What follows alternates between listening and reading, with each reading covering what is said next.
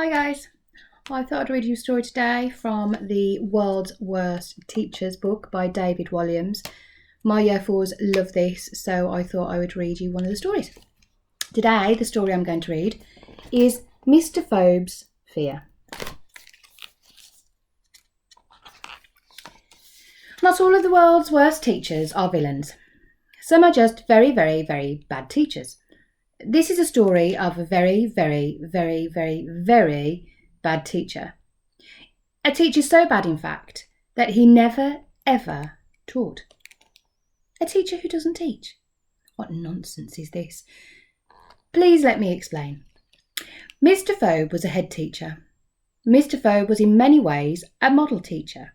With his rectangular glasses, neatly combed hair, not too big and not too small moustache, pressed white shirt, a pocket square, highly polished shoes, matching socks, smart grey three-piece suit, and a striped club tie. This is Mr. Phobe. Very smart indeed. However, Mr. Phobe had a fear. A frightful fear that made his hair stand up, his teeth chatter, his throat tighten, stomach churn, hands shake, feet curl, eyes water, ears pop, nostrils flare, elbows burn, hands sweat, and his knees knock.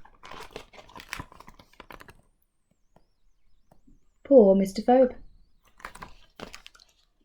It was a fear so huge that when Mr. Phobe was confronted with it, he would scream the school down. Ah! Then he would run and hide.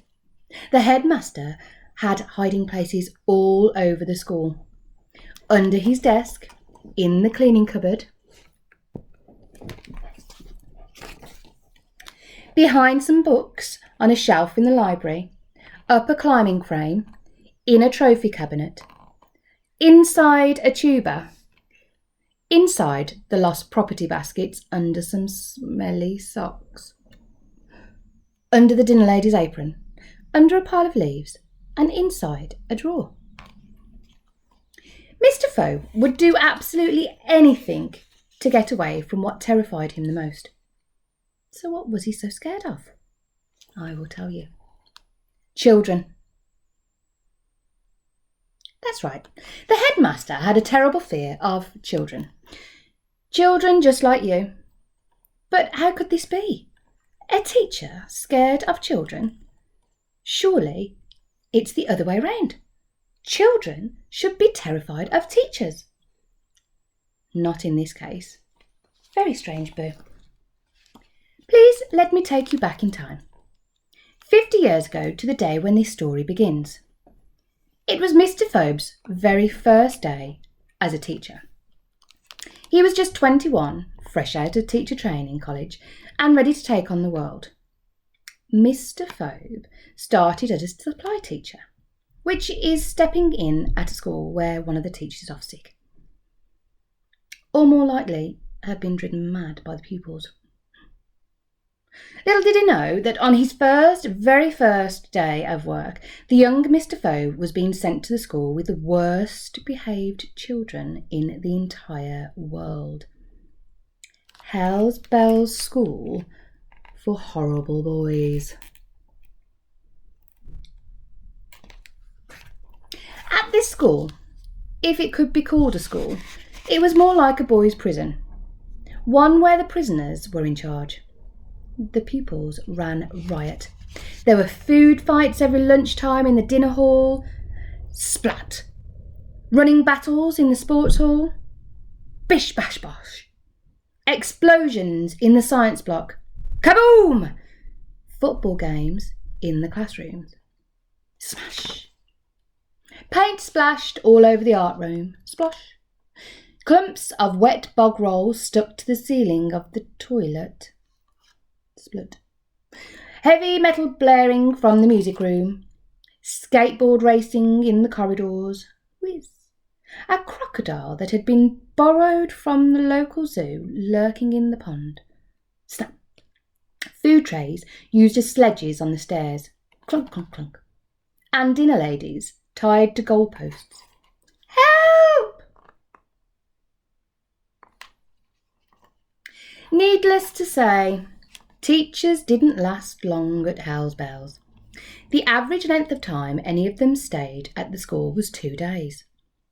2 days were enough to have any teacher running for the hills. The horror!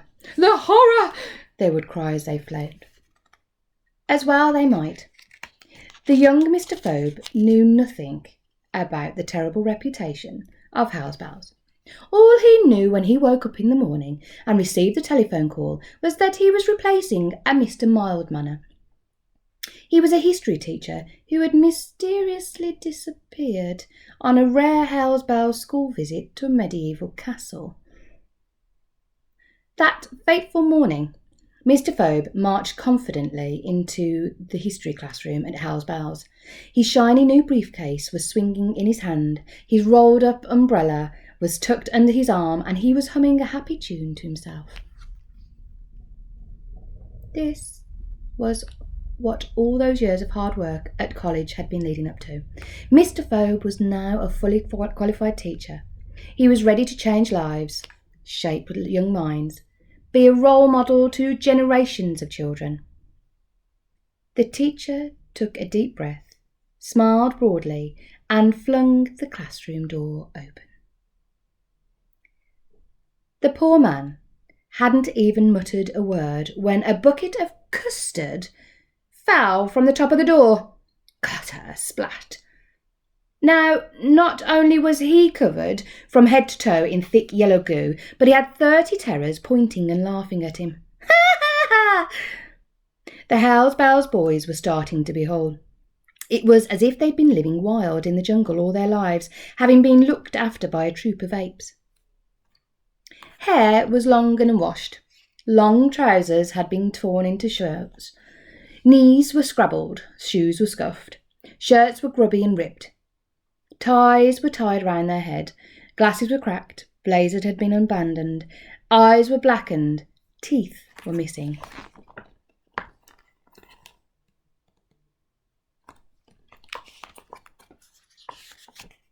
Doesn't look very good for Mr. Phobe.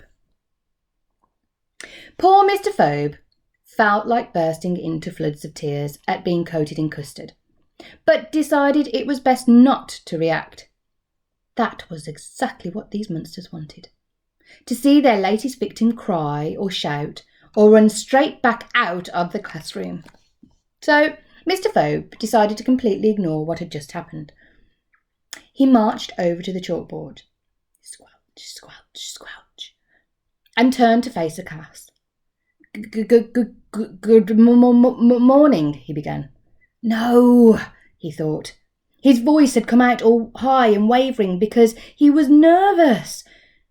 Just then, a toilet plunger zoomed through the air, whist, and hit him, bang, on the forehead. Plunk. The boys rocked with laughter. Ha ha ha ha! Again, Mr. Phobe chose to ignore this. The new teacher carried on as if it were perfectly normal for him to be about to begin a lesson, coated in custard, with a toilet plunger stuck to his forehead. Calmly, he put down his briefcase and picked up a piece of chalk.